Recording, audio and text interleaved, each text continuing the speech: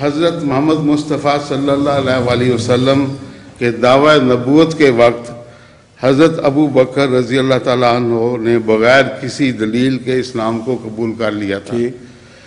حضرت عمر رضی اللہ تعالیٰ عنہ نے 6 سال مخالفت کی اور پھر اسلام کو قبول کیا. پھر لعنتی ابو جہل نے ساری زندگی مخالفت کی اور دکھ پہنچائے. حضور ایسا کیوں ہوتا ہے؟ میرا پوچھنے کا مطلب یہ ہے کہ کیا یہ ہدایت اللہ سے آتی ہے یا ہر انسان کا اپنا دل اس کو ملامت کرتا ہے؟ ہر ہدایت اللہ ہی کی طرف سے آتی ہے، مگر اللہ کسی کو زبردستی ہدایت نہیں دیتا. یہ جو انسان کو اختیار دیا گیا ہے، یہی تو فرق ہے انسان و فرشتوں میں. فرشتوں کو اختیار نہیں ہے کہ کوئی کام کریں یا نہ کریں. جو اللہ کی طرف سے ان کو حکم ہے وہ کرتے ہیں. اسی طرح انسان کو آ کر اختیار بخشا گیا ہے، اس لیے جس کی مرضی ہدایت قبول کرے. من شاء فلیؤمن ومن شاء فلیکفر، یہ قرآن کریم کی آیت ہے کہ جو چاہے ایمان لے آئے، جو چاہے انکار کر دے. تو ابو جہل بدبخت تھا، اس نے انکار کر دیا. حضرت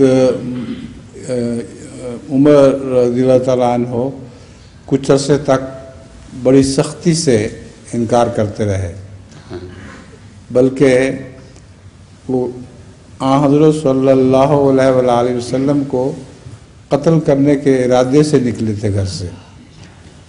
تو ان کی بہن مسلمان ہو چکی تھی. تو آپ گھر میں گئے تو دیکھا کہ وہ کچھ چیز کاغذ چھپا رہی ہے. تو آپ نے اس سے پوچھا کہ یہ کیا چھپا رہی ہو؟ تو وہ قرآن کریم کی آیات تھیں جو وہ چھپا رہی تھی. تو حضرت عمر نے کہا مجھے دو. آپ نے کہا نہیں، تم ناپاک ہو، تم اس کتاب کو ہاتھ نہیں لگا سکتے، اس لیے پہلے غسل کرو اور پھر یہ مجھ سے لو.